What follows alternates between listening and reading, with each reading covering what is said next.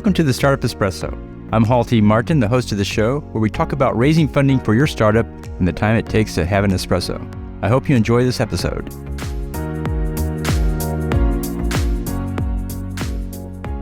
Hello, this is Hall T. Martin with the Startup Funding Espresso, your daily shot of startup funding and investing. In selling your business, it's important to understand the expectations of the acquirer. Acquirers will look for your accounting to be clean and well organized. Make sure your contracts, loans, and intellectual property documents are in order. Acquirers will invest substantial time and expect you to do the same. This could be several hundreds of hours over the next 6 to 12 months. Acquirers are taking on risk and expect you to share in that risk. A one-sided deal where one side takes all the risk usually doesn't get done. Acquirers expect you to focus your attention on the transaction and keep the business up and running. Make sure your day-to-day operations are covered while you work on the transaction.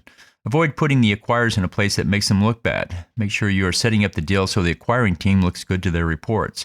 Thank you for joining us for the Startup Funding Espresso, where we help startups and investors connect for funding.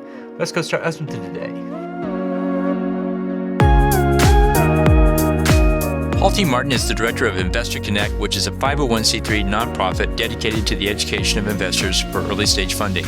All opinions expressed by Hall and podcast guests are solely their own opinions and do not reflect the opinion of Investor Connect. This podcast is for informational purposes only and should not be relied upon as a basis for investment decisions.